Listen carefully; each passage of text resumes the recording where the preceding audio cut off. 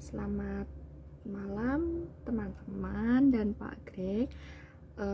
Pada kesempatan hari ini saya akan mereaction tugas dari Pak Greg di Pendidikan Agama dengan tema memahami manusia dan sukacita akibat Pancasila. Sebelum itu lebih baik kita berdoa terlebih dahulu. Berdoa, saya akan memimpin dengan cara agama Katolik. Dalam nama Bapa dan Putra dan Roh Kudus. Amin. Selamat malam Tuhan. Terima kasih dan syukur kami panjatkan kepadamu karena Engkau telah memberkati kami dari pagi hingga pada malam hari ini. Dan pada kesempatan hari ini, terima kasih karena kami bisa membuat tugas pendidikan agama dengan tema memahami manusia dan sukacita akibat Pancasila. Ya Tuhan, semoga Engkau selalu memberkati kami dalam hari ini dan semoga kami lebih bersyukur terhadap-Mu dan berterima kasih agar kami selalu dapat bersukacita di dalam diri-Mu, dan semoga kami selalu Engkau lindungi dan Engkau berkati. Dan doa yang kurang dari sempurna ini kami panjatkan ke dalam tangan-Mu, sebab Engkaulah pengantara kami kini dan sepanjang masa. Haleluya, amin. Dalam nama Bapa dan Putra dan Roh Kudus, amin. Nah, pada kesempatan hari ini kita akan menjelaskan tentang 4 pertanyaan, yaitu pertanyaan pertama, apa yang membuat manusia pada umumnya tidak bersukacita? Yang membuat manusia pada umumnya tidak bersukacita itu karena manusia itu sendiri tidak pernah merasa bersyukur atau berterima kasih terhadap keadaan yang telah dia lakukan atau alami, yang telah dijalani, sehingga manusia sendiri itu merasa kurang terhadap dirinya sendiri dan dia seperti merasa tidak akan bersukacita karena rasa kurang bersyukur dan berterima kasih kepada Tuhan dan apa yang telah diberikan Tuhan terhadap kita. Dan juga yang menyebabkan pada umumnya manusia tidak bisa bersukacita yaitu kurangnya relasi terhadap manusia dengan sesama atau manusia dengan Tuhan. Dari situ orang yang kurang berelasi terhadap sesama cenderung memiliki sukacita yang kecil karena mereka lebih individual terhadap diri sendiri dan terlalu tertutup terhadap sesama. Jadi kita merasa seperti kurang adanya berterima kasih atau bersukacita atau semacam itu. Dan pertanyaan yang kedua yaitu, apa makna dari sukacita? Komoteandrik.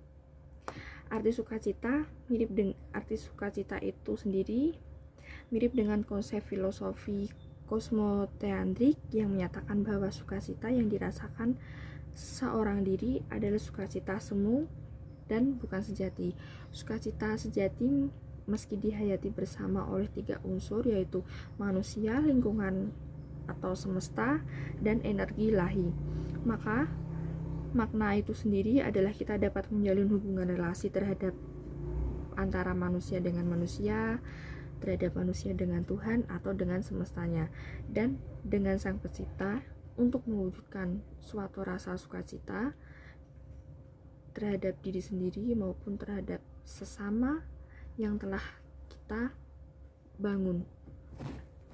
Dan pertanyaan yang ketiga adalah, mengapa manusia hidup di dunia menurut agamamu?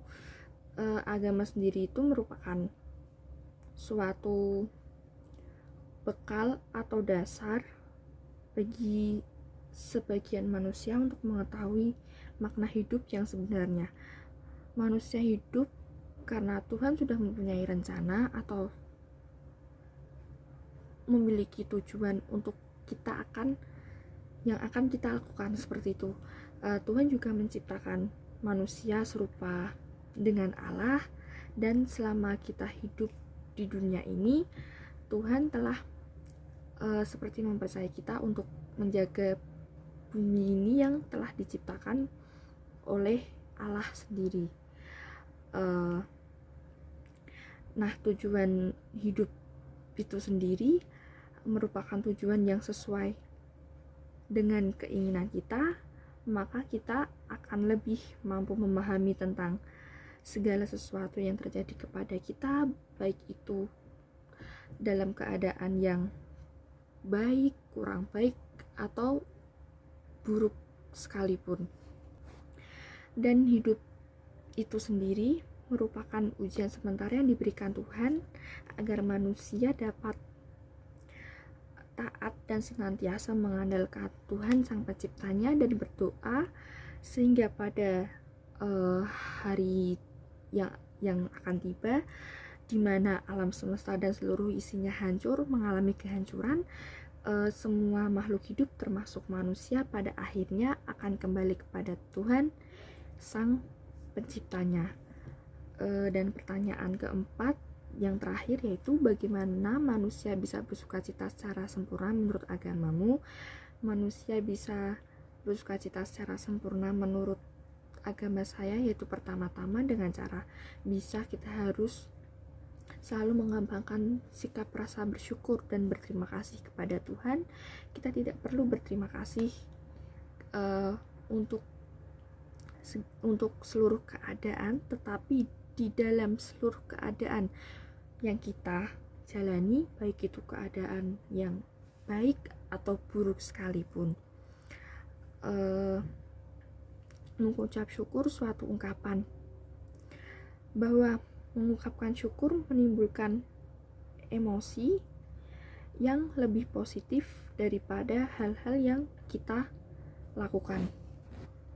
Dan yang kedua yaitu kita bisa lebih menggali sukacita batin dengan cara memberi terhadap sesama, seperti yang tertulis di dalam ayat Alkitab, ya, kitab Kisah Para Rasul bab 20 ayat 35 yang berisi adalah lebih berbahagia memberi dan menerima.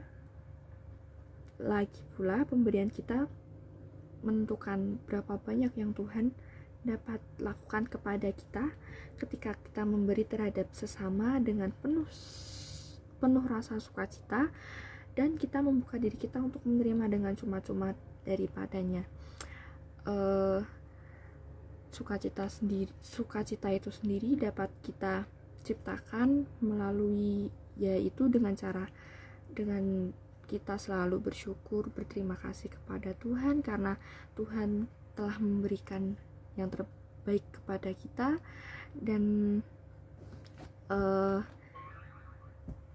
jika kita merasa kita kurang bersukacita, kita dapat mengatakan kepada dirinya sendiri, Tuhan, terima kasih untuk hari ini karena Engkau telah memberikan yang terbaik kepada kami atau kepadaku, meskipun hari ini menjadi hari yang paling melelahkan, mungkin hari yang buruk atau kurang baik. Dari situ kita bisa dapat bersukacita meskipun kita mengalami hari-hari yang kurang menyenangkan. Dengan cara selalu bersyukur dan berterima kasih kepada Tuhan, kita selalu bisa berdoa setiap malam dan selalu menyerahkan semua kepada Tuhan untuk hidup kita. Sekian video reaction dari saya. Terima kasih. Berkah dalam.